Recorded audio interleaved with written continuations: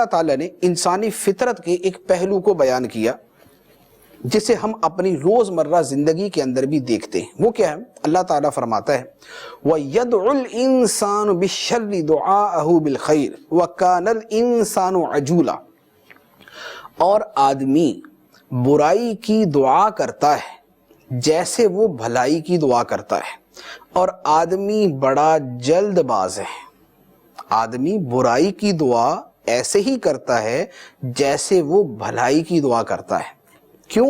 اس لیے کہ آدمی بڑا جلد باز ہے۔ یہ کیسے؟ اس کی ایک عام سی مثال یہ ہے کہ جیسے بعض اوقات غصے کے اندر آ کے آدمی خود اپنے آپ کو بد دعائیں دینا شروع کر دیتا ہے، بعض اوقات اپنی اولاد کو، اپنے گھر والوں کو بد دعائیں دیتا ہے۔ جیسے عام طور پہ دیکھا ہے کہ عورتیں جو ہے وہ اپنے بچوں کو کوس رہی ہوتی ہیں کہ مر جا اور اللہ تعالیٰ تجھے مارے، غارت کرے، اللہ تعالیٰ تجھے تباہ کرے، اللہ تعالیٰ کرے تو مر ہی جائے۔ اب یہ جو چیزیں ہیں یہ ہیں تو دعائیں ساری، جو زبان سے الفاظ ادا کیے جا رہے ہیں وہ تو دعائیں۔ بعض اوقات آدمی اپنے ہی خلاف دعا کر رہا تھا، یا اللہ مجھے ہلاک کر دے، اے اللہ مجھے جان سے ہی مار دے۔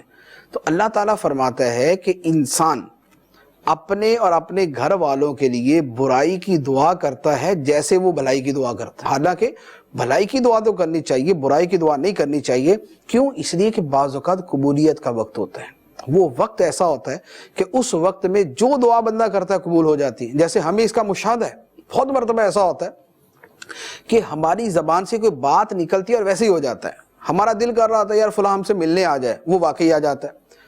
ہم منہ سے بولتے ہیں کہ یار فلاں چیز کھانے کو دل کر رہا ہے، وہ واقعی وہ چیز ہمارے سامنے آ جاتی ہے۔ تو وہ کیا ہوتا ہے؟ وہ قبولیت کے اوقات ہوتے ہیں۔ تو اب جس وقت کوئی شخص یا کوئی عورت اپنی اولاد کے لیے بد دعا کر رہی ہے کہ یہ ہلاک ہو جائے، یہ تباہ ہو جائے، یہ گاڑی کے نیچے آ جائے، مر جائے، یہ تباہ ہو جائے، یہ اگر واقعی قبولیت کا وقت ہو، اگر واقعی قبولیت کا وقت ہو اور واقعی اولاد مر جائے، واقعی تباہ ہو جائے، تو بتائیے نقصان کس کو ہوگا، صدمہ کس کو ہوگا، دکھ کس کو ہوگا۔ اس لیے کبھی بھی اپنے خلاف یا اپنے اہل خانہ کے خلاف، بلکہ کسی بھی مسلمان کے خلاف بد دعا نہیں کرنی چاہیے۔ تو اللہ تعالیٰ فرماتے ہیں کہ انسان بڑا جلد باز ہے، یہ اس کی جلد بازی ہے کہ صبر نہیں ہوتا اس سے۔ غصہ آیا، اب جلد بازی کے اندر بد دعا کر دی۔ تو یہ جو جلد بازی کی بد دعا ہے بعض اوقات یہ نقصان دے سکتی ہے، تو اس سے اجتناب کرنا چاہیے۔